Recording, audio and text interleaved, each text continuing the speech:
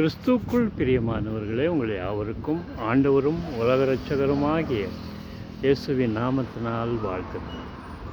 நீங்கள் பர்வதத்தை நீங்கள் பார்க்குறீங்களா? பரிசுத்த வேதம் சொல்லுகிறது, ஒத்தாசு வர பர்வதங்களுக்கு நேராக என் கண்களை ஏறெடுக்கிறேன், வானத்தையும் பூமியும் உண்டாக்கின தேவனிடத்திலிருந்து எனக்கு ஒத்தாசு வரும் என்று சொல்லி வேதம் சொல்லுகிறது. மலை என்று சொன்னால், ஏன் என்று சொன்ன மலை சொல்லுகிறோம் என்று சொன்னால், கொல்கதா மலையின் மேல்தான் ஆண்டவராகிய இயேசு தன் ஜீவனை பலியாக கொடுத்தார். அந்த பலி மனிதனோட பாவங்களை நிவாரணம் செய்கிறதுக்காக கொடுக்கப்பட்ட பலி.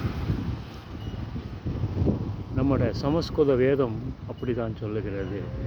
பிரஜாபதி தேவாபியம் ஆத்மானம் யஜ்ன கிருத்வா பிராயச்சிதா என்று சொல்லி இந்திய வேதம் சொல்லுகிறது. மூல மந்திரமும் கூட இது. பிரஜாபதின்னு சொன்னால் ஜனங்களோட இரட்சகராகி தேவன் மலை மேலே பலியானதே இந்த இடத்துல குறிப்பிட்டு அவர் சொல்லுகிறார்.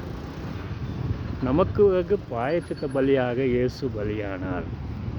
அந்த இயேசு தான் மனிதனோட பாவங்களை சுமந்து தீர்த்து விட்டார். நிஷ்கலங்க புருஷா என்று சொல்லி ரிக்வேதம் சொல்லுகிறது. நிஷ்கலங்க புருஷன் சொன்னால் பாவம் இல்லாதவர் பலியாக வேண்டும் என்பது தான் நிஷ்கலங்கா என்று சொன்னால் எந்த குறையும் இல்லாதவர் என்று சொல்லி பொருள் வரும்.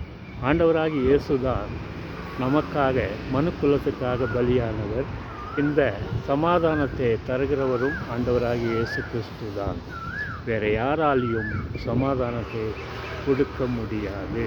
இயேசுவால் மட்டும்தான் சமாதானத்தை மனுக்குலத்துக்கு கொடுக்க முடியும். ஆமென். அல்லேலூயா.